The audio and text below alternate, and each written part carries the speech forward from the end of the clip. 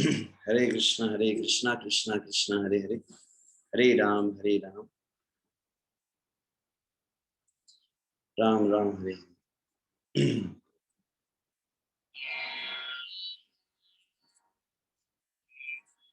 मुखं करोति वाचालं पङ्गुं लङ्घयते गिरिं यत्कृपातमहं वन्दे श्रीगुरु दीनतारिणं परमानन्दमाधवं श्रीचैतन्य ईश्वरम्।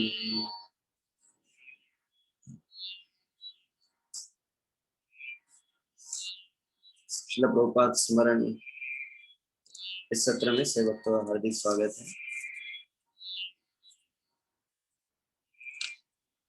तो प्रारंभिक 3 दिनों में हम श्रील प्रभुपाद के दिव्य आविर्भाव, श्रील प्रभुपाद कलकत्ता में जैसे आविर्भूत हुए उस प्रसंग का संक्षिप्त में मैं चर्चा कर पाए थे कल। तो जिस कल भी हम ईश्वरपुरी के दृष्टांत से भी सुने कि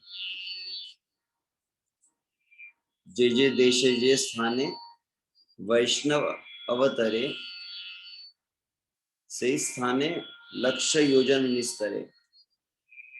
वृंदावन दास ठाकुर श्री चैतन्य भागवत में कहते हैं शुद्ध वैष्णव जिस स्थान पर आविर्भूत होते हैं वो पवित्र तीर्थमय बन जाता है। उसी प्रकार से भक्तों के लिए भी श्रील प्रभुपाद का ये आविर्भाव जहाँ पर हुआ है गंगा नदी के तट पर, हालांकि उनके पिता गौरमोहन डे वैसे कलकत्ता के बीच में रहते थे, परंतु उनके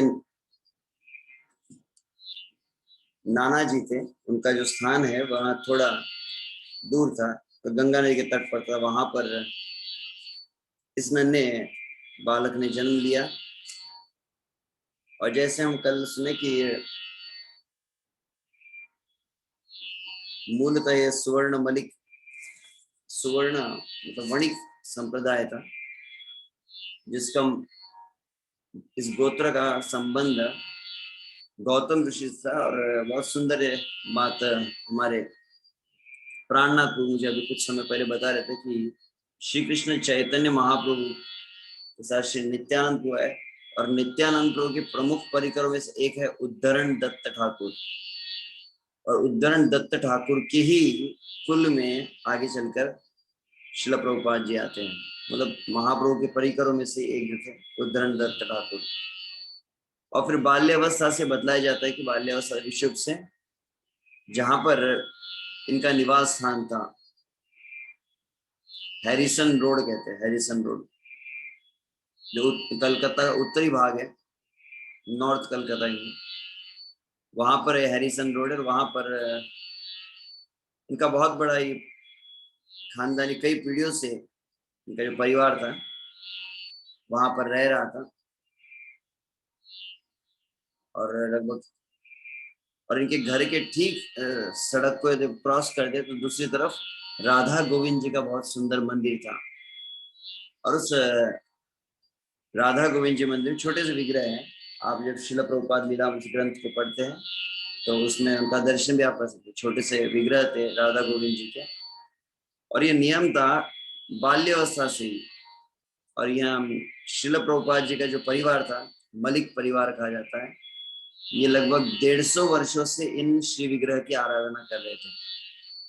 राधा गोविंद जी की सेवा 150 वर्षों से मलिक परिवार के द्वारा की जा रही थी। और नियम था कि पहले से ही कि उन्हें उनकी सेवा जितनी होती है प्रातः से लेकर संध्या तक वे इनके परिवार के द्वारा की जाती थी। और नियम से प्रतिदिन वहां पर उन्हें भिन्न भिन्न प्रकार के शाक, भात, अन्न और कचौरी आदि का भोग अर्पण होता था, फिर उसका प्रसाद वितरण किया जाता था। और जो नियमित दर्शन करने जो आते हैं उनमें सबसे प्रमुख रूप से नन्हा शिशु का, नन्हा बालक अपनी बाल्यावस्था से ही यह राधा गोविंद जी के दर्शन करने जाता था।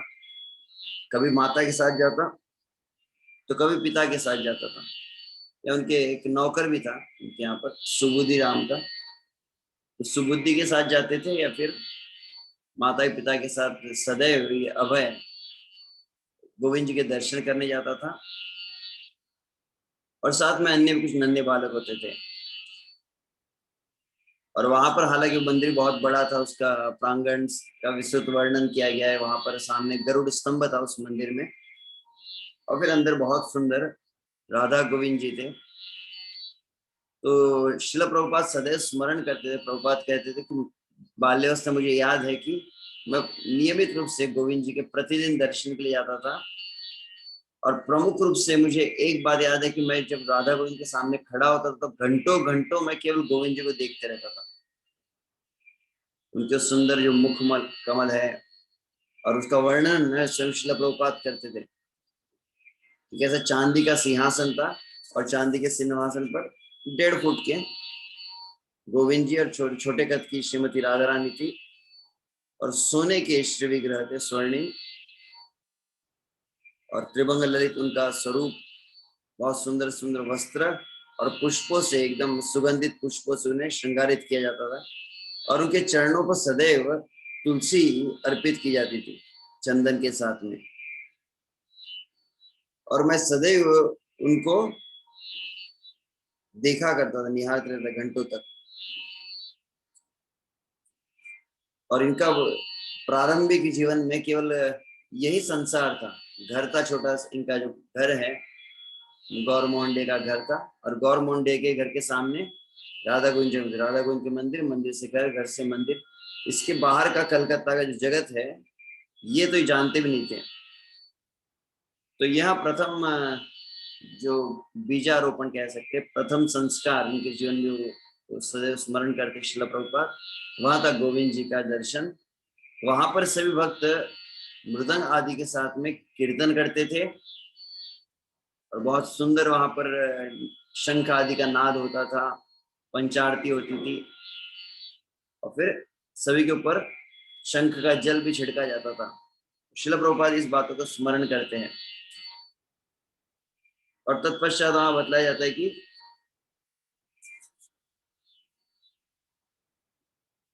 शिल प्रभुपाद अपनी बहन को लेकर भी उस गोविंद जी के मंदिर में जाते थे। तो यह प्रथम बात जो बतलाई गई है, लगभग समस्त आचार्य के जीवन में देखे कि उनके प्रारंभिक जीवन में उन्हें जो आध्यात्मिक संस्कार दिए जाते हैं, जिसका स्मरण शिल प्रभुपाद लगभग 70-75 वर्ष की आयु के हुए हैं। और उस समय अपने शिष्यों के बीच में रहकर वो स्मरण करते हैं कि जब छोटा मैं था, केवल 2 वर्ष का, 3 वर्ष का होगा, उस आयु में मैं गोविंद जी को दर्शन करता था, और उस समय से मुझे विशेष आकर्षण राधा गोविंद जी के लिए प्राप्त हुआ।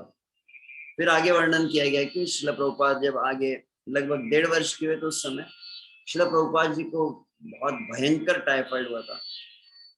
ऐसा टाइफाइड था कि लगभग संभावना ऐसी प्रतीत होती कि अब वो ठीक होने की कोई संभावना नहीं है, शायद प्राण भी संकट में हो सकते हैं, ऐसा प्रतीत हुआ। तो वहाँ कलकत्ता के बहुत अच्छे कोई गवर्नमेंट डे के परिचित डॉक्टर थे, डॉक्टर बोस, उन्हें लाया गया।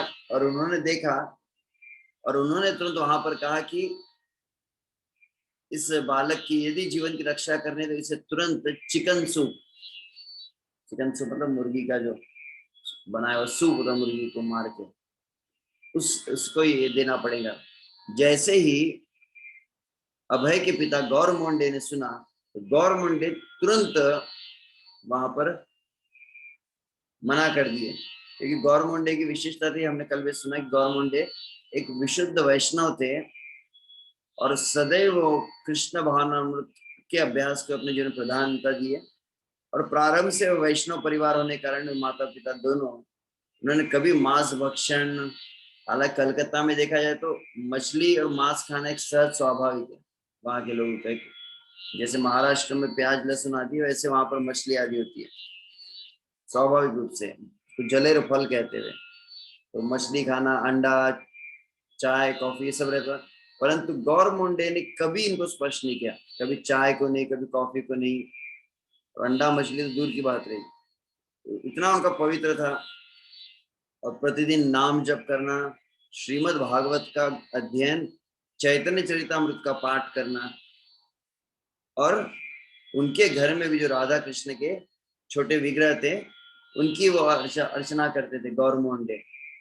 तो ऐसा उनका जीवन था। तो उन्होंने जैसे ये सब सुना कि चिकन सूप, तो तुरंत कहा कि किसी भी अवस्था में मेरा पुत्र मांस भक्षण नहीं कर सकते, हमारे रसोई घर में कभी यह सब मांस आ ही नहीं सकता। तो बहुत विचार करने लगे, हमारे घर में तो कभी बनेगा नहीं, रसोई घर में तो, क्योंकि हमारे यहाँ पे जो रसोई घर है वह श्रीमती राधा रानी का है, तो वहां पर यह सब बन ही नहीं सकता।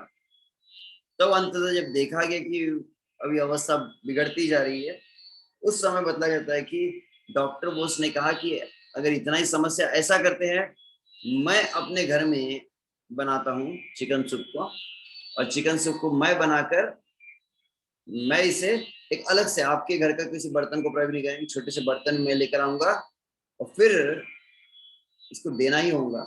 जब गौर मोहन डे ने देखा कि अभी ऐसी अवस्था हो चुकी है, हाँ घर में तो हम नहीं करेंगे, परंतु अब बेटे की अगर प्राण संकट में आ रहे हैं तो, और कोई दूसरा उपाय मिल नहीं रहा है, तब उन्होंने कहा कि यदि जीवन को धारण करने के लिए, मनुष्य को धारण करने के लिए यदि अगर आवश्यक है, तो अनिच्छा पूर्वक उन्होंने अंततः हामी दी।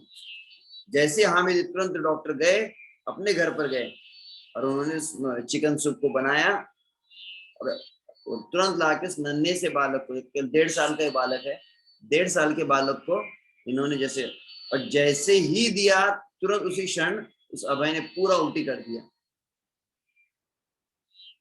तो डॉक्टर कहे कि शायद यहाँ इसके, यह जो बालक है, ये बालक शायद स्वीकार कर ही नहीं पाएगा। तब अंततः पूरा उसको स्थान को धो दिया गया और पूरा सब बाहर, घर के बाहर फेंक दिए। और बदला जाता है कि फिर उसके बाद अपने आप अभय का टाइफाइड भी धीरे धीरे ठीक हो गया। तो इस तरह से जैसे नरोत्तम दास ठाकुर के भी जो देख सुनते हैं कि नरोत्तम दास ठाकुर भी अपने प्रारंभिक अवस्था में, हालांकि यहाँ पे मांस भक्षण के विषय में बताया जाता है, परंतु नरोत्तम दास ठाकुर के जीवन में देखते हैं कि उनको जब अन्नप्राशन कराया जा रहा, तो अन्नप्राशन के समय बहुत प्रकार से प्रयास किया गया अन्न देने के लिए, परंतु क्या होता देखते हैं कि वह बहुत प्रयास करने भी ग्रहण नहीं किए। तो फिर सभी चिंतित हो गए, ब्राह्मणों को बुलाया गया। ब्राह्मणों ने जब देखा कि ये नहीं ले रहे हैं, तब अंततः उसमें एक वैष्णव थे, उन्होंने कहा कि ऐसा कीजिए, आपके घर में जो कुछ बन रहा है उसे एक बार श्री कृष्ण को अर्पित कीजिए, भोग लगाइए। तो कृष्ण को भोग लगाया गया, और कृष्ण भोग लगाकर फिर जैसे ही दिया तो तुरंत उस बालक ने ग्रहण कर दिया। एक अन्य भी हम प्रसंग सुनते हैं, भारत में एक और एक संत हुए रैदास करके, जिनको ऐसे मान्यता है कि वो मीराबाई के गुरु थे। उनके विषय में बताया जाता है कि वो पूर्व जीवन में अपने जो रामानंदाचार्य है, रामानंदाचार्य के प्रमुख शिष्य ब्रह्मचारी थे, और वो सदैव जो वैष्णव होते हैं, जो ब्राह्मण होते हैं, उनके घरों में जाकर भिक्षा मांगते थे, भिक्षा मांगकर फिर अन्न को लाया जाता था। तो एक समय बतलाया जाता है कि एक समय वे जब जा रहे थे तो बहुत भयंकर वहां पर वर्षा हुई, और वर्षा होने के कारण बतलाया जाता है कि वो पहुंच नहीं पाए जहां से जाकर वो भिक्षा लेनी थी, परंतु समय होता जा रहा था। तो क्या किया उन्होंने, एक साधारण ही कोई व्यक्ति था, साधारण कोई, जिस वर्षा काल में जिस जिस घर के छत के नीचे रुके थे, वहीं से उन्होंने, वो देखा भी नहीं कि वो वैष्णव है और वह दीक्षित है, दीक्षा ग्रहण किया है, यह कुछ विचार नहीं किया, और तुरंत वहां से उन्होंने ले लिया। तो जैसे ही ले लिया तो तुरंत जब रामानंदाचार्य को पता चला कि वैष्णव जो दीक्षा न ग्रहण किए उनके घर के अन्न को लाया है, तो तुरंत रामानंदाचार्य वहां पर उसका तिरस्कार कर दिया, बताया जाता है।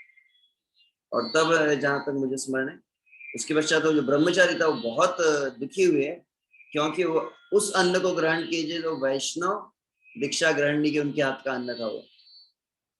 तो तुरंत उन्होंने बताया था कि अपना आत्महत्या के प्राण त्याग दिए। तो वही ब्रह्मचारी अगले जीवन में बतलाया जाता है कि रैदास के रूप में जन्म लिए। तो हालांकि रैदास मतलब क्या, चमार कहते हैं, जूता वगैरह सीलते, उस चमार जाति में थे वे। परंतु नन्हा बालक शिशु जो है, बाल्य अवस्था में देखा जाता है कि ये बालक जब कुछ भी, यहाँ तक कि माँ के स्तनों के दूध को भी ग्रहण नहीं कर रहा था। और वहां बतलाया जाता है कि रामानंदाचार्य जो बहुत बड़े सन्यासी थे, वे जानते थे कि मेरा शिष्य जो प्राण त्याग दिया वही अभी संसार में पुनः जन्म ले चुका है। तो तुरंत वो उस समाज में जहां पर ये एकदम निम्न जाति के लोग होते हैं, उस चम्हार के समाज में वहां पर वो गए और बोले यहाँ पर नन्ना एक शिशु ने जन्म लिया है, कहाँ पर है, कहाँ पर है। तो सभी कहने लगे कि ये तो बहुत बड़े सन्यासी है, ये हमारे समाज में कैसे आ गए, यहाँ तो वे प्रवेश भी नहीं करते, उनका आना यहाँ पर कैसे हुआ। तो बोले कि एक नन्हा शिशु कहाँ जन्म लिया बताइए। और तब किसी ने कहा कि हाँ, एक व्यक्ति है, दंपति है, उनके घर में एक नन्हे बालक ने जन्म लिया है। और वो नन्हा बालक जो है जन्म तो ले लिया, परंतु कई दिनों से उसने दूध को तक ग्रहण नहीं किया है।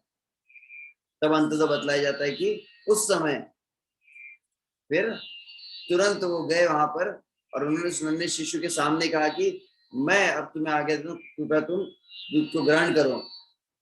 गुरु के कहने पर भी, मतलब ये गुरु समझ गए थे कि मेरा वही ब्रह्मचारी शिष्य है, फिर भी वो ग्रहण नहीं कर रहे थे।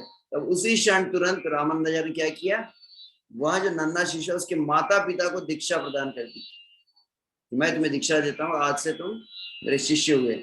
वो तो धन्य हो गए कि इतने बड़े सन्यासी हमें शिष्य को स्वीकार कर रहे, कृतकृत्य हो गए। और जैसे वो दीक्षा हुई, मतलब माँ ने दीक्षा ग्रहण कर ली, ये जैसे ये शब्द कानों में पड़े उस नन्हे से बालक के, तुरंत उस नन्हे बालक ने माँ के स्तनों के दूध को पान करना प्रारंभ कर दिया। बोल। फिर समस्त शुद्ध भक्तों की जन्म देखते हैं किस तरह से वो अभक्ष्य भक्षण को स्वप्न में भी कभी स्वीकार नहीं किए। तो इस तरह से अभय के विषय में बताया जाता है। आगे चलकर वहां वर्णन किया जाता है लगभग तो यह गौर मोहन डे जो बहुत शुद्ध वैष्णव थे, उनका अपना कपड़ों का व्यापार था, कपड़ों की दुकान थी। तो हालांकि कपड़ों की दुकान थी, परंतु केवल जीवन को धारण करने मात्र के लिए ही ये व्यवसाय करते थे। उनका पूरा जीवन जो कृष्ण भावना से केंद्रित था। वे रात्रि में ऐसे दुकान जब जाते थे, दुकान से आते समय रात्रि में बहुत देर होता था, लगभग 10 बजे तक आते थे। और आने के बाद वहां बताया जाता है कि आने के बाद रात्रि में वे भगवान की पूजा आराधना प्रारंभ करते थे। तो रात्रि के समय जैसे पूजा होती थी, वहां वर्णन किया गया है, तो 10 साढ़े 10 बजे पूजा हो रही है, उस समय तुरंत, हालांकि नन्हा सा शिशु अभय जो है सो जाता था, परंतु जैसे घंटी की टिन टिन टिन टिन आवाज सुनाई देती, तुरंत उठ जाता था और उठकर क्या देखता था कि राधा कृष्ण के समक्ष मेरे पिताजी बहुत श्रद्धा के साथ आराधना कर रहे हैं और उनके सामने नमन कर रहे हैं। और चूंकि बहुत देरी से होते थे तो फिर थोड़ा, हालांकि देरी से उठते थे ये, परंतु देरी से उठने के बाद भी वहां बतलाया जाता है कि उनका कम से कम 4-4 घंटे, 3 से 4 घंटे केवल अपने पूजा घर में बिताया करते थे और भगवान का अभिषेक षोडशोपचार विधि से पूजा आराधना करते थे। और अभय जो है अपने पिता को बार बार निहार के देखा करता था कैसे वे पूजा करते हैं। और दोपहर के समय भोजन करके केवल कुछ घंटों के लिए दुकान में व्यवसाय के लिए आते थे। और दुकान में जब जाते थे, देखा जाता है कि दुकान में जाकर जब दुकान बंद की जाती है, मतलब दुकान को बढ़ाया जाता है, उस समय बीच में कटोरे में चावल को रख देते थे, ताकि वहां पर रात्रि के समय में जितने भी चूहे हैं, चींटियां है, उनको भी मिल सके। तो ये हम समझ, ठीक तरह से इससे समझ में आता है कि गौर मोहन श्रीमद् भागवत के अनुसार एक आदर्श गृहस्थ का कैसा जीवन है। जिस तरह से श्रील प्रभुपाद बतलाते हैं, जो आदर्श गृहस्थ होता है उसमें समस्त जीवों के पालन पोषण का उत्तरदायित्व लेना चाहिए। जिस घर में होते, यहाँ तक कि चूहा भी हो, चींटी भी क्यों ना हो। यहाँ पर हम देखते गौर मोहन क्या चींटियों के लिए भी कुछ रखते थे, चूहों के लिए कुछ रखते थे अपने घर में। और फिर घर में आकर फिर वो चैतन्य चरितामृत का प्रतिदिन पाठ किया जाता था, भागवत का भी वो पाठ पाठ करते थे। और कभी कभी नन्हा सा ये शिशु जो पुत्र के प्रति उनका बहुत विशेष प्रेम था, अभय के प्रति, तो वहां बतलाया जाता है कभी कभी ये नन्हा बालक जो है कुछ उद्दंडता करता, हालांकि बहुत अधिक अपने बालक के प्रति वात्सल्य भाव से युक्त थे, परंतु कभी कभी जब प्रतीत होता कि उद्दंडता कर रहा है, तो उस समय बहुत ही नम्रता से कहते थे कि तुम मेरे पुत्र हो, तो मेरा ये उत्तरदायित्व, मेरा कर्तव्य है कि मैं तुम्हें प्रताड़ित करूं, मुझे डांटना पड़ रहा है। यहाँ तक कि चैतन्य महाप्रभु को भी उनके पिताजी प्रताड़ित करते थे। हम जानते हैं कि जब श्री चैतन्य महाप्रभु के भाई क्षमा कीजिएगा, पहले चैतन्य महाप्रभु जब बाल चापल्य लीला करते थे तो उस समय भी हम देखते हैं कि श्री चैतन्य महाप्रभु गंगा नदी के तट पर जाकर वहां के ब्राह्मणों को, वहां के और नवद्वीप की स्त्रियों को किस प्रकार से भिन्न भिन्न प्रकार से सताते थे। तो सभी जाकर जब जगन्नाथ मिश्र को शिकायत करते तो उस समय जगन्नाथ मिश्र भी प्रताड़ित करते थे निमाई बालक को। तो वैसे ही यहाँ पर गौर मोहन क्या करे, चैतन्य महाप्रभु भी गौर हरि को डांटते थे, इसलिए मेरा कर्तव्य है, इसलिए मैं तुम्हें डांट रहा हूं, परंतु इससे बुरा मत मानना। इतना अधिक उनका मतलब सॉफ्ट, इतना नम्र उनका हृदय था, मृदु हृदय था वहां बतलाया जाता है। हालांकि उनकी आमदनी बहुत अधिक नहीं थी, वहां बतलाया जाता है कि लगभग 250 रुपए, 250 रुपए मतलब कितना उस समय का, 1896 उस समय की बात है। तो आमदनी बहुत अधिक नहीं थी, अपना स्वयं का घर था, आमदनी अधिक नहीं थी, परंतु जीवन साधा जीवन और उच्च विचार इस पर केंद्रित था। तो इसलिए बहुत अधिक हमारी कोई कमाई नहीं होती थी, हम जिसको कहते हैं मिडिल क्लास, श्लोक लिखते हैं। परंतु फिर भी एक नियम क्या था, पहली बात हम देख रहे गौर मोहन के जीवन में कि वे अपने कृष्ण भावना केंद्रित जीवन था। दूसरा था समस्त जीव जितने घर में होते उनकी वो पालन पोषण करते थे। तीसरा यहाँ बतलाया जाता है उनका जीवन बहुत ही अधिक सरल था, बहुत अधिक वो खर्चा नहीं रहता था। परंतु साथ में एक बहुत विशेष बात बतलाई जाती है कि इनके घर में कभी भी कम से कम 4 से 5 यदि मेहमान आ जाए तो उनके लिए पर्याप्त रूप से भोजन रखा जाता है। जैसे जैसे श्रीमद् भागवत के भी 7वें स्कंद में नारद मुनि कहते गृहस्थ जीवन की जब चर्चा की है तो कहते हैं कि उसमें जैसे भोजन बनाए सबसे पहले गाय के लिए पहली रोटी कहते हैं और कुत्ते के लिए आखिरी रोटी कही जाती है, फिर अतिथि के लिए कुछ रखाना चाहिए, और जब ऐसा बन जाए तो फिर घर के बाहर जाके पुकारना चाहिए कोई भूखा है क्या, और उसे फिर आमंत्रित करना चाहिए। तो इस तरह से गौर मोहन जो सदैव अतिथियों को आमंत्रित करते थे, तो हालांकि बहुत अधिक आय नहीं थी परंतु फिर भी उनके घर में कोई अभाव नहीं रहता था। यहाँ वर्णन किया जाता है, हमारे यहाँ श्रील प्रभुपाद लिख रहे हैं, हमारे यहाँ बड़ी बड़ी कार नहीं थी, हमारे यहाँ बड़े बड़े साधन नहीं थे, परंतु जीवन में बहुत अधिक प्रसन्नता और सुख था। अभय को आम बहुत पसंद थे, तो बतलाया जाता है कि हालांकि कई बालक आम वहां पर लेते थे, और जैसे ही अभय को पता, गौर मोहन को पता चलता कि मेरे पुत्र को भी आम की आवश्यकता है, तुरंत वो आम लेकर आए। उस समय प्रभुपाद लिखते 1 रुपया दर्जन था आम प्रभुपाद जी के समय पर। तो इस तरह से उनका जीवन सरल रहता था, और अभय को सदैव उन्होंने संस्कार दिए। गौर मोहन में क्या संस्कार थे, वे कहते हैं कि वास्तविक हम कितना भी संग्रह करें, हम अपना 2 हाथ से कितना बटोर सकते हैं, हमारे 2 हाथ और भगवान के असंख्य हाथ है, भगवान के 10 हाथ है, तो अगर हम 2 हाथ से बटोरने लगे और भगवान अगर आप हमसे सब कुछ लेना अगर प्रारंभ कर देंगे, कितना हम विरोध कर सकते हैं। परंतु यदि भगवान यदि देना चाहेंगे, हम 2 हाथ से कितना लेंगे, यदि भगवान 10 हाथों से अपने सैकड़ों हाथों से देना प्रारंभ करेंगे, तो जितना यदृच्छा लाभ संतुष्ट तेजो विप्रस्य वर्धते, श्रीमद् भागवत में कहा जाता है भगवान श्री कृष्ण जब आपको जितना प्रदान करते हैं, आपके सहज स्वाभाविक प्रयास से जितना आपको प्रदान किया जाता है उतना ही आपको ग्रहण करके संतुष्ट होना चाहिए। और कहते हैं कि यदि आपके जीवन में श्री कृष्ण कृपा से जितना प्राप्त हुआ है उसके लिए संतुष्टि यदि आपकी हो, आप संतुष्ट रहे उसमें, उसका परिणाम क्या होता है, तेजो विप्रस्य वर्धते, संतुष्टि आपके जीवन में आध्यात्मिक बल को बढ़ाती है। और यदि आप असंतुष्ट रहे अपने जीवन में तो आध्यात्मिक बल का क्षय होता है, आपका जो है आध्यात्मिक बल कम होने लगता है। जितनी असंतुष्टि आपके जीवन में हो, जितना आपके जीवन में लोभ और लालच होता है। तो गौर मोहन का जीवन का सरलता बताई गई है। तब आगे कहते हैं हालांकि गौर मोहन का जीवन सरल था और उनके जीवन में एक सदैव एक बहुत बड़ा एक महत्वाकांक्षा थी। कौन सी महत्वाकांक्षा बताई जाती है, गौर मोहन की बहुत प्रमुख इच्छा थी कि मैं अपने पुत्र को शुद्ध वैष्णव बनाऊं, और उसमें विशेष रूप से श्रीमती राधा रानी का भक्त। इसलिए वहां पर बताया जाता है कि सदैव गौर मोहन अपने घरों में वैष्णवों को आमंत्रित करते थे। जो भी साधु संत वैष्णव किसी भी संप्रदाय के क्यों न हो, उन्हें घर पे आमंत्रित करते थे, बहुत अच्छी तरह से वैष्णव की सेवा करते थे। वैष्णव की सेवा करना, उन्हें प्रसाद भोजन आदि अर्पण करना और उनका पाद प्रक्षालन करना, और सब करने के बाद उनको प्रणाम करते थे। गौर मोहन को साथ में लेकर आते थे। नन्हा सा बालक था, ये 2-3 साल का था, उसको साथ में लेके आते और स्वयं प्रणाम करते, और गौर मोहन को, अभय को भी कहते प्रणाम करो।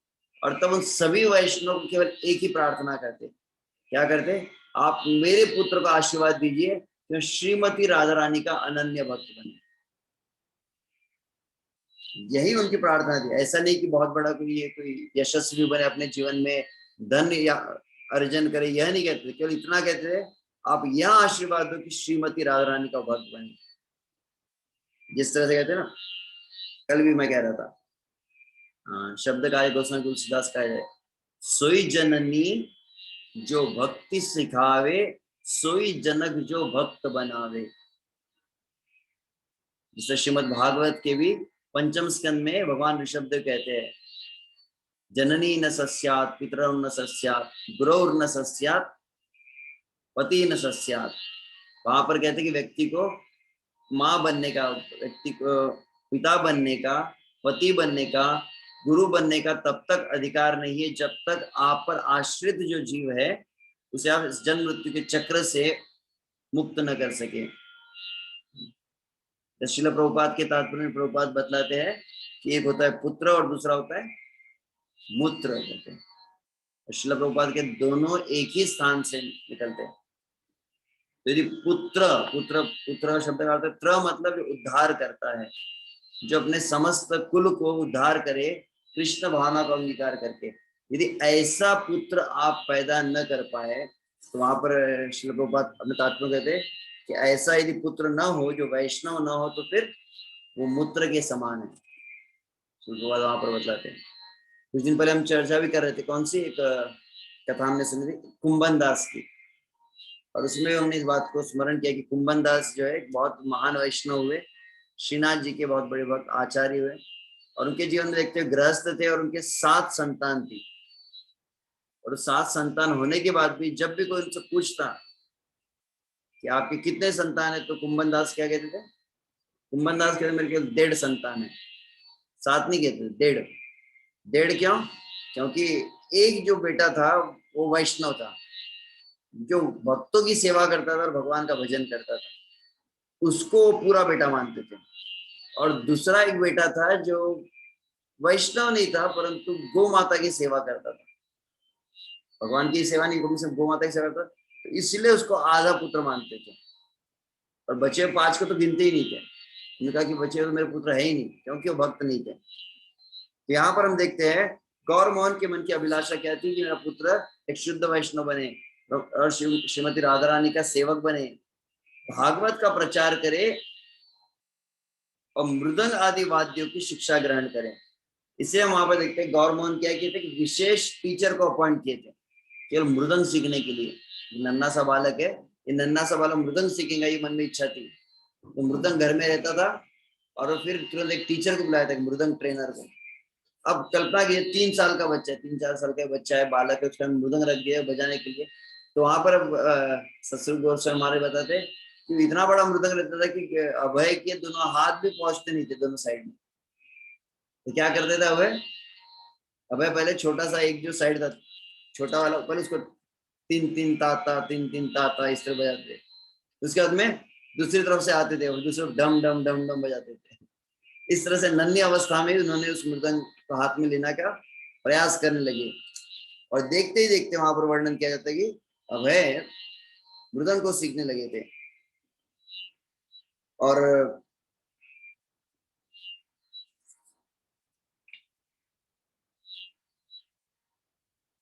तो एक समय वहां बतला जाता है कि एक समय वो अपने पिता के साथ सदैव पैदल भी चलने जाते थे, अनावश्यक जो है ट्रॉम का मतलब रिक्शा का भाड़ा जो है खर्च नहीं करते, पैदल जाते थे।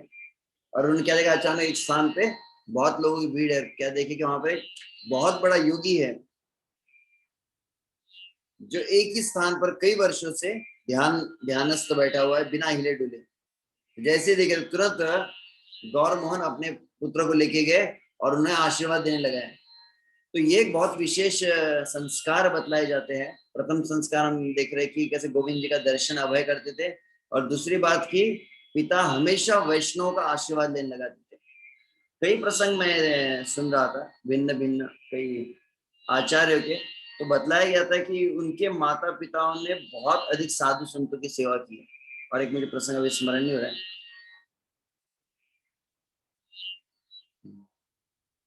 कुछ दिन पहले मैं उस प्रसंग को कह रहा था। हाँ, प्रयागदास का भी प्रसंग कहा था कि राम जी के बहुत बड़े भक्त थे सीताराम के, तो उनके भी इसमें बतलाया जाता है कि उनके पिताजी थे बहुत अधिक, उन्होंने वैष्णव की सेवा की थी और वैष्णव का आशीर्वाद प्राप्त किए थे। तो यहाँ पर हम देखते हैं कि जहां कहीं, यहाँ तक कि अभय के पिता, अभय बताते उनके पिता जो थे इतने अधिक श्रद्धा रखते थे, कभी भी वैष्णव कोई भी साधु दिख जाए, ये प्रामाणिक संप्रदाय, ये अप्रामाणिक है, ये मायावादी है, ये वैष्णव, कुछ नहीं, साधु संत का वेश दिखा कि तुरंत उसकी सेवा करना शुरू कर देते हैं। ऐसे संस्कार उनके जीवन में थे, वहां बतलाया जाता है।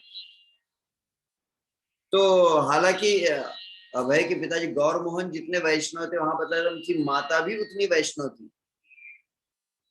माता रजनी, रजनी जो थी वे भी बहुत वैष्णव थी, परंतु उनका अपने पुत्र के प्रति विशेष स्नेह था। और वो क्या चाहती थी कि मेरा ये पुत्र जो है वो बड़ा होना चाहिए विश्व से, क्योंकि अंग्रेजों का साम्राज्य, उसने अंग्रेजी भाषा को सीखना चाहिए और वकील बैरिस्टर बनना चाहिए और लंदन में जाना चाहिए।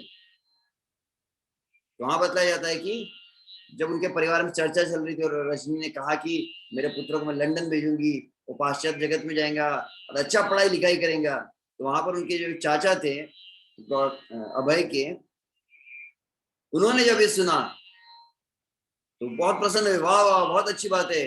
परंतु उसी समय वहां पर गौर मोहन आ गए। गौर मोहन ने जब सुना कि यहाँ पे चर्चा क्या हो रही है कि अभय को इंग्लैंड भेजा जाएगा, उसी क्षण उन्होंने कहा बिल्कुल नहीं, ये मेरा पुत्र है, किसी भी अवस्था में पाश्चात्य देश में नहीं जाएगा। क्यों? क्योंकि वहां पर पाश्चात्य जगत में, इंग्लैंड में अंग्रेज लोग क्या करते हैं, अंग्रेजी वेशभूषा को धारण करते हैं। तो आज प्रातःकाली मैं एक सुन रहा था चर्चा, तो उसमें इस बात को बताया कि क्रमशः हम देख रहे धीरे विश्व भारत में, पहले एक समय था कि भारत में वैष्णव वेशभूषा सर्वसामान्य होती थी, मतलब धोती पहनना, कुर्ता पहने, सात्विक जो वेशभूषा होती है ये सहज स्वाभाविक थी। एक बात हम बता रहे थे, वस्त्र से भी संग दोष लगता है। आप जैसे वस्त्र पहनते हैं ना, जैसे एक वैष्णव वेशभूषा वैदिक पद्धति से धारण की जाती है, ये आपकी भावनाओं को भी प्रभावित करती है। मान लीजिए यदि कोई व्यक्ति धोती पहना है, कोई व्यक्ति इस तरह से वैष्णव वेशभूषा धारण के, वो बाहर जाकर कोई गलत कृत्य करना का प्रयास करे, तुरंत लोग की दृष्टि में आ जाता है, अरे आप तो ऐसा एकदम साधु संत का वेश पहने, आप कैसे क्रिया कर सकते हैं। तो संसार में भी लोग जो है वो इस बात का विवेक अधिक उसका जागरूक हो जाता है और संभावना कम होती है कि वो पाप कृत्य में लगे, और सात्विकता भिन्न होती है। तो फिर हम एक वक्त चर्चा में कर रहा था किसी कांग्रेगेशन से एक समय, तो उन्होंने कहा कि अब धीरे धीरे कल्चर पूरी तरह से बदल चुका है। देखो पैंट पहनना या हाफ पैंट पहनना ये कॉमन चीज हो चुकी है। तो क्रमशः जो भगवत भावना में जीवन बिताना चाहते हैं हमें देखना चाहिए। हाँ ठीक है, बाहर का समाज इतना अधिक बदल गया कि आप अगर समझो धोती पहनकर बाहर घूमने लगे तो शायद कुछ लोग संकोचवश विचार करते कि कई लोग हमारा हंसी मजाक न उड़ाने लगे। परंतु कहा जाता है कम से कम हर भक्त ने, चाहे गृहस्थ भी हर भक्त ने अभ्यास क्या करना चाहिए, कम से कम घर में तो एक वैष्णव जीवन का अभ्यास करे, घरों में धोती पहनने का अभ्यास करे और धोती में रहने का अभ्यास करे, हर समय पैंट पहनते। वैसे हरिभक्ति विलास में कहा, मैंने पढ़ा है इसको, और उस स्मृति शास्त्र में कुछ श्लोक आते हैं जिसमें जो वस्त्र अधो अधो वस्त्र मतलब नीचे से पहना जाता है, पैंट वगैरह था, तो अधो वस्त्र कहते हैं। तो नीचे से पहले पहनने वाले वस्त्रों को अपवित्र माना जाता है, नीचे से जो धारण किया जाता है ऐसा। तो धोती ऐसे पहनते मतलब ये ऐसे अध अध वाली जो है उसको पवित्र नहीं माना जाता। तो शास्त्र अनुसार भी वहां निषेध है। यहाँ पर गौर मोहन के ऐसा देश है जहां पर लोग जो है धोती को नहीं पहनते, वैदिक वेशभूषा को धारण नहीं करते, उसके कारण उस देश में यदि अभय जाएगा तो क्या होगा, धीरे धीरे वहां की संस्कृति से वो प्रभावित हो जाएगा। तो पहले के समय इतना ही विचार किया था इस बात को, और वहां पर क्या होगा, फिर उनकी वेशभूषा पहनने लगेगा, उनके जैसे चलने लगेगा, उनके रंग ढंग से वो प्रभावित होने लगेगा। यहाँ तक कि वहां पर पाश्चात्य की विशेषता क्या है, अभक्ष्य भक्षण, मदिरापान और व्यभिचार। वहां पे शराब पी जाती है और फिर अन्यों की स्त्रियों के साथ के पीछे भागते हैं। इसको अंग्रेजी में तो वुमन हंटिंग। और ऐसा अगर मेरा अगर पुत्र हो जाए तो मुझे कोई आवश्यकता नहीं है ऐसी शिक्षा की, और ऐसे व्यक्ति की फिर मैं कमाई में ग्रहण भी नहीं करूंगा। इसलिए बिल्कुल ही उसको मैं स्वीकार नहीं करता हूँ। और फिर मृदंग वादक को बुलाया गया, मृदंग वादक से मृदंग की शिक्षा दी जाने लगी। तो रजनी जो है हालांकि स्वयं भक्त थी परंतु माँ है, उसके मन में रहता है छोटा सा नन्हा सा बच्चा, ये क्या सब मृदंग सिखाना शुरू कर दिया, ये क्या गीता के श्लोक सिखाने शुरू कर दिए। तो कुछ दिन पहले हम किसी भक्त ने कोई वीडियो दिखाया गया जिसमें हम देखे कि कोई इस्कॉन के भक्त, उनका पुत्र था, उसका नाम कुछ बताया था, स्मरण नहीं अभी, लगभग 6-7 साल का होगा, और गीता के समस्त श्लोकों को कंठस्थ करके वो बोलता है। कोई भी आप शिक्षा पूछे, कोई प्रश्न मुझे प्रश्न में सारो गीता के श्लोकों का उदाहरण देता है। तो यहाँ पर हम देख रहे हैं अभय किसमें कि गौर मोहन क्या जाते थे, उनका यही स्वप्न रहता था कि मेरा बेटा क्या करना चाहिए, बहुत कीर्तन करना चाहिए, मृदंग बजाना चाहिए, भागवत की चर्चा करनी चाहिए और गीता के श्लोक का उच्चारण करना चाहिए।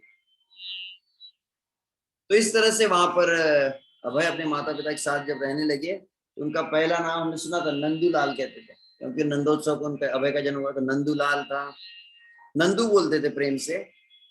फिर मोती भी कहा जाता था कभी कभी इसको। और विशेष रूप से क्योंकि अभय जो है ये कचौरी इनको बहुत अधिक पसंद थी, राधा गोविंद जो कचौरी का भोग लगता था तो कचौरी खाते थे अभय।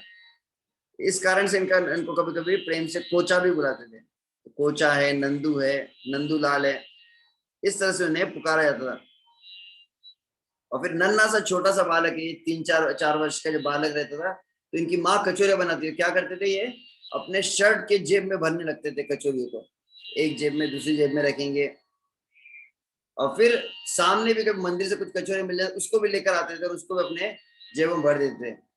और फिर जब भी अवसर मिलता कचौरियां बहुत खाते थे। और हम देखते कि अंत समय में भी शिला प्रभुपाद के, जब शिला प्रभुपाद बीमार रहते थे, हालांकि कुछ भी ग्रहण नहीं करते थे, परंतु शिला प्रभुपाद की बहन जब आती थी वहां पर पिशीमा, और वह जैसे ही कचौरी देना प्रारंभ करती तो प्रभुपाद जी से ग्रहण कर लेते थे। और एक समय बताया जाता है कि सुबह उठते बराबर से बिस्तर से उठे थे अभय, तो तुरंत उन्होंने अपने माँ को कहा कि मुझे अभी इसी समय कचौरी चाहिए। तो माँ ने कहा कि नहीं नहीं नहीं, ये कुछ समय नहीं है। तो फिर बार बार आग्रह करने लगे, मुझे कचौरी चाहिए, कचौरी चाहिए। तो माँ ने मना कर दिया, तो वो जोर जोर से रोने लगे। परंतु फिर देखा जाता है कि रात्रि के समय जैसे उनके पिता आए और उसने कहा कि अभय कहाँ है, तो रजनी ने बताया कि वह जिद कर रहा है कि उसे अभी कचौरी चाहिए। अब गौर मोहन ने कहा कि यदि हमारा बालक कचौरी चाहता तो हम क्यों न दे। और स्वयं गौर मोहन ने उसी समय क्या किया, स्वयं अपने हाथों से कचौरियां बनाई और तुरंत अपने बालक को उठाया, अभय का, कहा कि मैं तुम्हारी कचौरी बना चुका हूँ। तो इस तरह से हम देखते हैं नन्हे बालक के साथ गौर मोहन बहुत प्रेम से रहकर उन्हें अत्यंत प्रेम के साथ भिन्न भिन्न संस्कार वे देने लगे। और फिर आगे वर्णन किया जाता है कि माँ रजनी जो थी वह भी एक गौड़ीय वैष्णव परिवार से थी, और वह भी भगवान की बहुत पवित्र भक्त थी, परंतु उनका बहुत अधिक प्रेम अपने पुत्र के प्रति था। इसलिए सदैव कुछ न कुछ प्रार्थनाएं, कुछ मनोतियां, कुछ न कुछ व्रत अनुष्ठान करते रहती थी जिससे उनका पुत्र सदैव सुरक्षित रहे। हरे कृष्ण।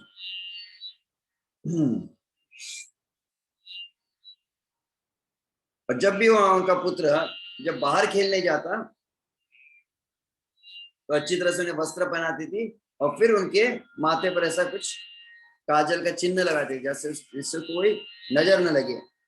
कई बार वह अपनी उंगली की थूक लगाकर उसके माथे पर स्पर्श करती थी। हालांकि नन्हा सा बालक कभी समझता नहीं था कि माँ कर क्या रही है, परंतु माँ का अपना प्रेम था अभय के प्रति,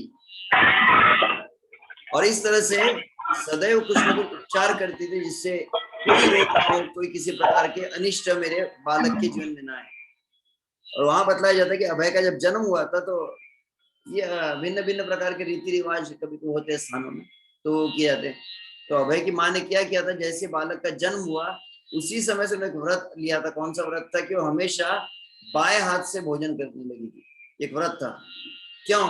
क्योंकि उन्होंने यह व्रत लिया था कि जब अभय देखेगा इस तरह से मुझे बाएं हाथ से, तो एक दिन आऊंगा जब अभय पूछेगा कि आप इस तरह से बाएं हाथ से क्यों भोजन करते, और जिस दिन वो पूछेगा ये गलत हाथ से क्यों, तो उसी दिन से फिर मैं समझ जाऊंगी मतलब मेरा बच्चा सुरक्षित और बुद्धिमान है। तो इस तरह से उन्होंने उस व्रत को लिया, और अंततः बतलाया जाता है कि जब अभय धीरे धीरे बड़ा होने लगा, उसे समझ आ गई, और उसने क्या देखा कि मेरी माँ सदैव बाएं हाथ से खाती है, तो तुरंत उन्होंने प्रश्न पूछा,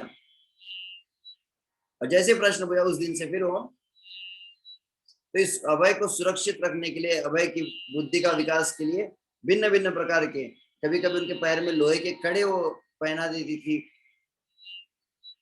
और सभी मित्र पूछते थे अभय से, अरे तुमने कड़ा क्यों पहना है? तो अभय घर पे आके अपनी माँ से कहते थे, ये कड़ा निकालो, ये कड़ा मुझे क्यों पहना है? परंतु माँ कहती थी, ये तुम्हारी सुरक्षा के लिए, इसे रहने दो। तो इस तरह से एक बार कहते कि अभय जो है वो तरबूज खा गया। अब तरबूज खाया तो बच्चे मजाक कर रहे थे, तो मजाक करते करते परिहास में कह देगा, अरे तुमने तरबूज खा लिया और तरबूज का बीज तुम्हारे पेट में चला गया, अब तरबूज का बीज पेट में चलेगा तो पेट के अंदर में तरबूज का पेड़ आ जाएगा। छोटा सा बालक एकदम घबरा गया, घबरा कर दौड़ के सीधा गया और अपनी माँ के सामने जोर जोर से रोने लगा। तुरंत माँ ने गोद में लिया और फिर तुरंत कुछ मंत्रों का उच्चारण करने लगी।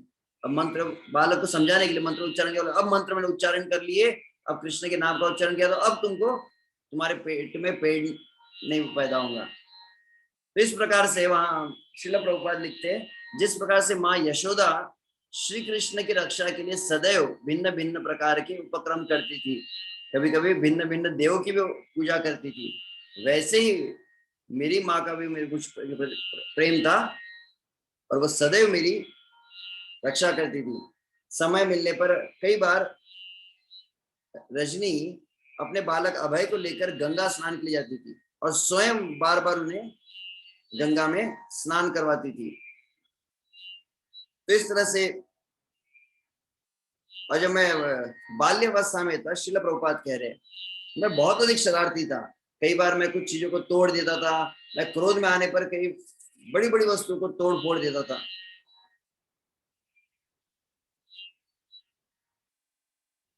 और एक बार जब मेरी माँ मुझे स्नान करने लगी तो मैं दौड़ने लगा, और मेरी माँ फिर से मुझे जबरदस्ती पकड़ने लगी, तो मैं उनके हाथ से जब उनका हाथ छुड़वा के जब दौड़ने लगा, और जोर से मैंने अपना सिर जमीन पर पटक दिया, और जैसे सिर जमीन पर पटका तो मेरे माथे से खून निकलने लगा। उस समय बताया जाता है कि सभी दौड़ कर आए, और उन्होंने सभी ने फिर अभय को मरहम पट्टी करवाई। तो इस तरह से अपने माता पिता के प्रेम स्नेह के साथ वो वहां पर रहने लगे, और इतना अधिक वो माँ से अपना प्रेम करते थे कि माँ से पूछे बिना कुछ भी नहीं करते थे। यहाँ तक कि बताया जाता है कि कभी कभी अगर उन्हें शौच भी जाना होता तो एकदम जाके दूर से माँ की साड़ी पकड़ लेते, जो चिल्लाते थे, मुझे जाना है जाना है। तो फिर माँ पूछती थी कहाँ जाना है, तो शौच के लिए, तो बोले कि इसके लिए क्या पूछने की जरूरत है, कौन रोक रहा है तुम्हें, जा सकते हो तुम। तो माँ जब अनुमति दी थी तभी वे वहां पर जाते थे। और फिर बतलाया जाता है कि धीरे धीरे फिर अभय जब बड़ा हुआ तब अंततः निर्णय लिया कि अभय को स्कूल भेजना होगा। उस समय बतलाया जाता है कि जैसे ही अभय को पता चला कि उनको कोई बाहर भेजने वाले, तो उन्होंने कहा कि नहीं नहीं नहीं, मैं तो दिन भर खेलना चाहता हूँ, मैं स्कूल नहीं जाऊंगा, मैं स्कूल नहीं जाऊंगा। अब माँ ने बहुत अधिक प्रयास किया, परंतु उन्होंने कहा कि मैं स्कूल नहीं जाऊंगा। जब माँ डांटने लगी तो तुरंत वहां पर गौर मोहन आ गए। गौर मोहन ने कहा क्या हुआ? तो रजनी ने बतलाया कि अभय स्कूल नहीं जाना चाहता। तो बोले ठीक है, तो कल से जाओगे? तो अभय ने कहा हाँ मैं कल से स्कूल जाऊंगा। तो फिर गौर मोहन ने कहा ठीक है आज रहने दो। कल से जाएगा। और ऐसा हुआ, फिर दूसरे दिन भी तुरंत अभय के सामने जैसे ही माता पिता आए, अभय ने कहा कि आज मेरी तबीयत ठीक नहीं, मैं बीमार हूँ। उस समय पुनः उन्होंने मना कर दिया। अब पिता तो इतने ज्यादा कोमल इनका स्वभाव था, गौरमोहन का, कभी डांटते ही नहीं थे। अब माता को चिंता होने लगी कि बालक स्कूल नहीं जाएगा तो कैसे इसकी विकास होगा। तो उन्होंने विशेष एक आदमी को रखा था उस समय, 4 रुपए का उनको सैलरी दी जाती थी, 4 रुपए उस समय दिए थे। और उसका कार्य क्या था कि वो आता था और अभय को रस्सी से बांधता था, रस्सी बांध के उठाकर उसको सीधा स्कूल में लेकर जाता था और तुरंत वो क्लासरूम में अध्यापक के सामने उसे बैठा देते। और जैसे भागने लगे तो रस्सी पकड़ी हुई थी तो वो भाग ही नहीं पाते थे। इस तरह से जबरदस्ती बांध बांध के उन्हें स्कूल में ले जाया गया और उन्हें फिर इस तरह से अंततः फिर उनका मन धीरे धीरे स्कूल में लगने लगा। और जब पाठशाला में पढ़ने लगे तो मतलब कि पाठशाला में बचपन से ही वे फिर शिक्षा में भी बहुत अधिक प्रवीण हो गए। साथ ही में भले वो शिक्षा ग्रहण कर रहे थे परंतु वहां पर एक गांव में पहले भी रहता था।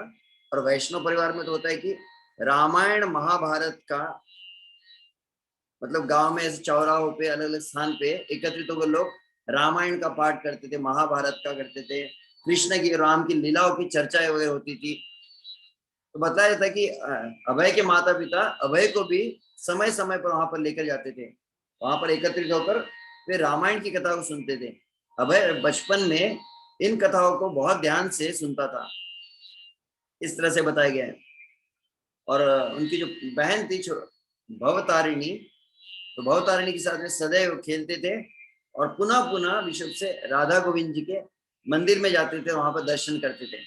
और बाल मन होने के कारण इनमें सहज, हालांकि खेलते थे, ये क्रीड़ाएं करते थे, परंतु क्रीड़ा करते समय भी कितना सुंदर संस्कार था यहाँ वर्णन किया गया। मान लीजिए अभय जो है कभी पतंग उड़ा रहा है और पतंग उड़ाते समय अगर पतंग नहीं उड़ रही तो क्या करते थे, तुरंत वो श्री कृष्ण को प्रार्थना करने लगते थे, हे श्री कृष्णा कृपा करो, कृपा करके पतंग उड़ाने में मेरी सहायता कीजिए।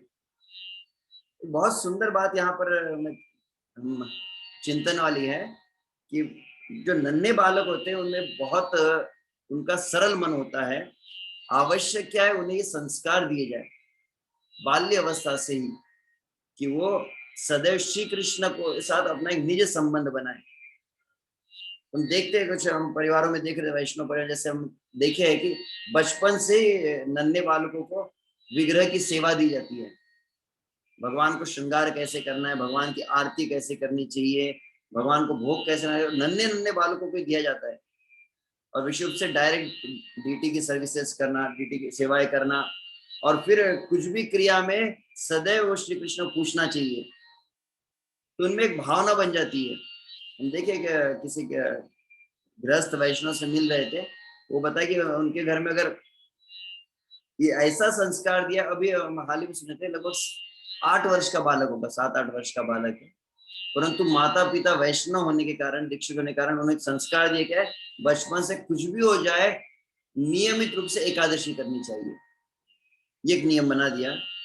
तो वो बालक जो है जैसी एकादशी आती है, एकादशी के दिन, हालांकि उनके बाकी घर में जितने जो सदस्य है, उनके दादा है दादी है, वे जो एकादशी नहीं करते, वैष्णव नहीं है, तो वे जैसे कभी प्रलोभन देने का प्रयास करें, हाँ ये कुछ आज इडली बनी है, कुछ ढोकला बना है, तो कहते कुछ भी हो जाए एकादशी को अन्न नहीं लेना चाहिए। 8 वर्ष का बालक है, सुन रहे थे, परंतु उसमें एक दृढ़ श्रद्धा आ गई, एकादशी के दिन अगर ले लिया अन्न तो बहुत बड़ा पाप लगेगा।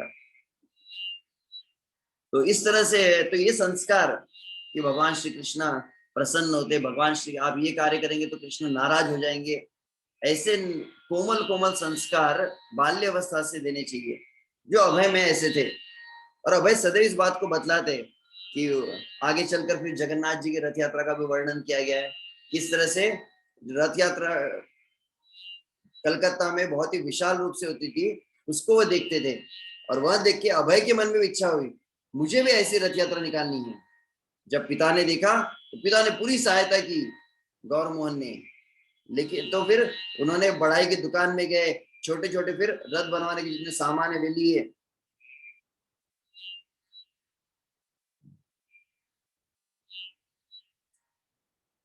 परंतु जब लेने गए तो देखा कि वह रथ बनना संभव नहीं था, इतना छोटा रथ।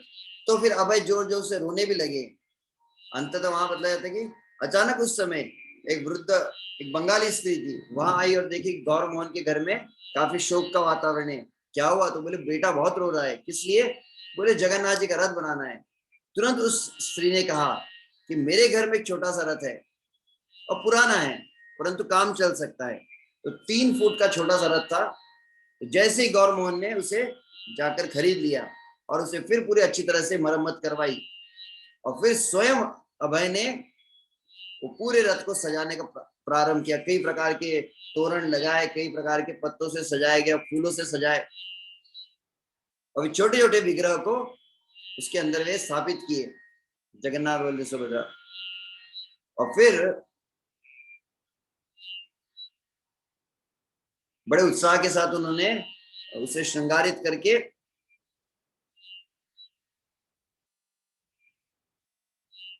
अपने समस्त मित्रों को वहां पर आमंत्रित किया, और फिर वहां पर सभी बच्चों को लेकर वह रथ को निकालने लगे। माता रजनी ने कई प्रकार के भिन्न भिन्न भोग बनाए, और वो भोग फिर स्वयं अभय जगन्नाथ जी को अर्पित करता था। जिस तरह से जगन्नाथपुरी में रथ यात्रा 8 दिनों तक चलती है, अभय की रथ यात्रा भी 8 दिनों तक चली है। जगन्नाथ भगवान की। तो यह समस्त संस्कार यहाँ पर बतलाए गए। 6 वर्ष के जब बालक हुए तो तुरंत अभय के पिता गौर मोहन ने देखा कि अभय सदैव कहता है कि मेरे पिताजी भगवान की पूजा करते, भगवान की आराधना करते, मैं कब कर पाऊंगा। इस तरह की प्रार्थना करते थे राधा गोविंद के सामने। तब बतलाया जाता है कि उनके पिता गौर मोहन ने छोटे से राधा कृष्ण की एक विग्रह लेकर आए अभय के लिए, और तब से अभय जो है राधा कृष्ण की सेवा करने लगा 6 वर्ष की उम्र में। और राधा गोविंद की पूजा जैसे जैसे वो देखता था, वैसे ही घर में आके अपने राधा कृष्ण की सेवा करता था, दीप दिखाता था, अगरबत्ती दिखाता था। उनके लिए छोटे छोटे वस्त्र उन्होंने एकत्रित किए।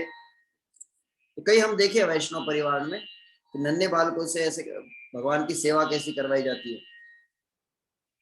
और फिर वहां राधा कृष्ण को सजा के उनके सामने बैठकर भजन भी गाता था।